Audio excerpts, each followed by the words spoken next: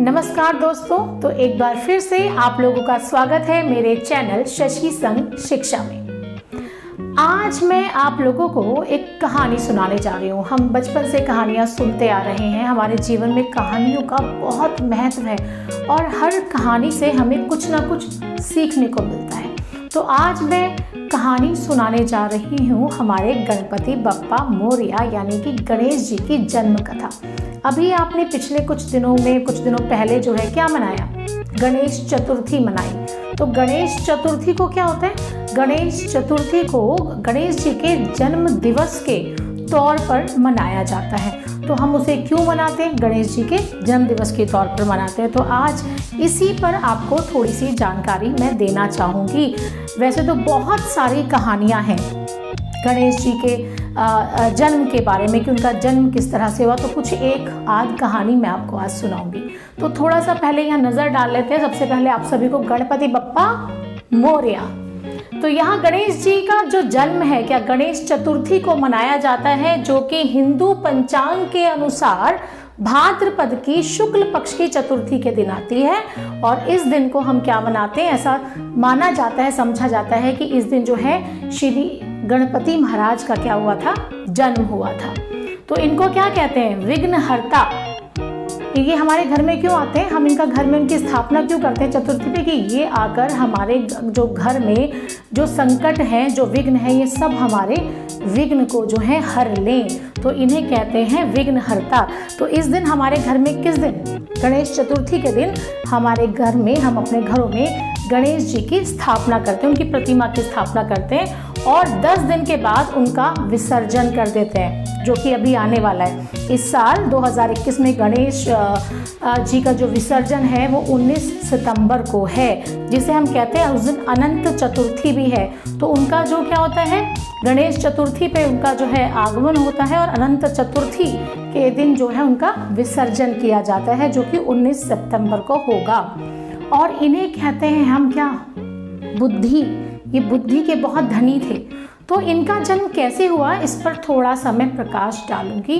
तो बहुत सारी कहानियां हैं। तो पहली कहानी जो मैं सुनाऊंगी कि कहते हैं कि जो श्री गणेश जी का जो जन्म है वो कैसे हुआ, कि पार्वती माता जी की ना 2 सखियां थी, जया और विजया।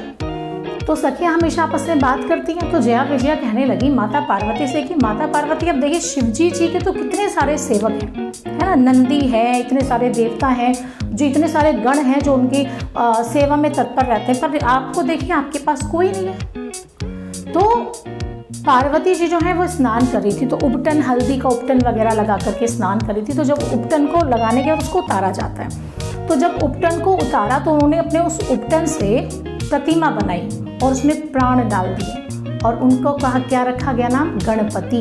तो गण की स्थापना उन्होंने की और उसको अपना पुत्र माना। तो उन्होंने अपना पुत्र जो है किस तरीके से हुआ, गणपति जी का जन्म कैसे हुआ, कहते हैं कि उनके मैल से हुआ। उपटन के मैलियाँ जो उतारते हैं उस मैल से उनका जन्म हुआ और उन्होंने कहा कि अब से ये जो है आज्ञाकारी पुत्र की भांति जो है इनकी सेवा करेंगे। और भी कहानियां हैं। एक कहानी ऐसा भी कहते हैं कि व्यास जी जो हैं वो क्या लिख रहे थे, महाभारत लिख रहे थे। और जब महाभारत वो लिख रहे थे तो उन्होंने गणपति जी से कहा कि आप जो है क्या करें, इसको लिपिबद्ध करें। गणेश जी ने, व्यास जी ने प्रार्थना की गणपति महाराज से कि महाराज आप जो हैं इसको लिपिबद्ध कीजिए। तो गणपति जी बोले मैं लिपिबद्ध तो कर दूंगा, मगर अगर तुम बीच में कहीं रुके ना तो फिर मैं बीच में ही छोड़ दूंगा, मतलब मैं पूरा नहीं करूंगा। तो व्यास जी बड़ी उसमें पड़ गए। तो उन्होंने क्या कहा, तो उन्होंने कहा कि सोचा कि क्या किया जाए। तो कहा ठीक है। तो उन्होंने अपनी आंखें बंद की और जो है बोलना शुरू किया और उधर दूसरी तरफ गणेश जी ने उसको लिपिबद्ध करना शुरू किया। और कहते हैं कि उन्होंने पूरी जो महाभारत है वो 10 दिन में लिखती थी, लिपिबद्ध करती थी।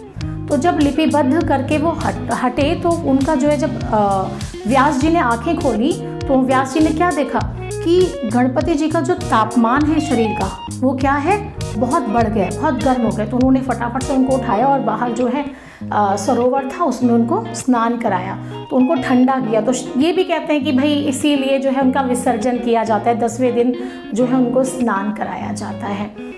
एक और कहानी भी है, कथा भी है कि एक बार जो है देवताओं पर कुछ संकट आ गया। तो आपको सबको पता ही होगा कि शिव और पार्वती जी के क्या 2 पुत्र हैं। कौन कौन? गणेश जी और कार्तिकेय। तो उन्होंने कहा कि देवताओं की सहायता के लिए कौन जाएगा? तो गणपति जी बोले मैं जाऊंगा, उधर कार्तिकेय बोला मैं जाऊंगा। तो बड़ी दुविधा कि दोनों बच्चे उनके लिए समान है, किसको भेजा जाए? तो उन्होंने कहा कि ठीक है, इस ब्रह्मांड का जो सबसे पहले चक्कर लगाकर आएगा, इस पूरे ब्रह्मांड का, उसको देवताओं की सहायता के लिए भेजा जाएगा। इनकी मैं बुद्धि की तारीफ बता रही हूँ कि किस तरह से गणेश जी को बुद्धिमान माना जाता है। तो भाई कार्तिकेय का जो वाहन है वो तो मोर है, वो तो फटाफट से अपने मोर में बैठे और उड़ गए। अब और गणेश जी का क्या है वाहन? चूहा। वो बेचारा छोटा सा चूहा कैसे गणेश जी को, तो गणेश जी सोचने लगे कि क्या किया जाए। तो उधर कार्तिकेय निकले हैं ब्रह्मांड का पूरा चक्कर लगाने के लिए, और इधर जो है गणेश जी ने अपने दोनों हाथ जोड़े और अपने माता पिता की परिक्रमा कर ली। शिवजी बोले, शिवजी पार्वती की क्या किए क्या पुत्र, कि भाई माता पिता से बढ़ के कुछ नहीं है, मेरा तो संपूर्ण ब्रह्मांड जो है आप ही लोगों में है। तो गणेश जी की ये बात सुनकर जो है शिवजी और पार्वती दोनों जो है बहुत प्रसन्न हुए, उनकी बुद्धिमत्ता की तारीफ की, और गणेश जी ने साथ ही साथ उनको आशीर्वाद भी दिया कि उनकी बुद्धिमत्ता को देखिए कि तुम जो है सभी देवताओं में सबसे पहले पूजे जाओगे। आपने भी सुना ना, विघ्न हरण मंगल करण श्री गणपति महाराज, और प्रथम निमंत्रण आपको पूरे कीजो काज। तो सबसे पहला जो निमंत्रण है वो किसको जाता है? गणपति महाराज को जाता है। कहते हैं कि आप कोई पूजा करें, विधि विधान करें, शादी ब्याह करें, जब तक आप गणपति जी को नहीं बुलाएंगे तो आपकी पूजा नहीं लगेगी, वो सार्थकता नहीं मिलेगी।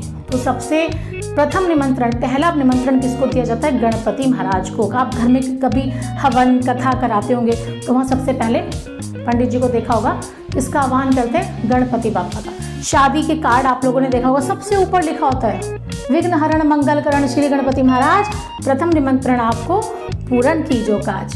तो भाई इस तरह से उनको ये आशीर्वाद मिला, और हम लोग तभी से जो है गणपति जी को सबसे पहला स्थान देते हैं।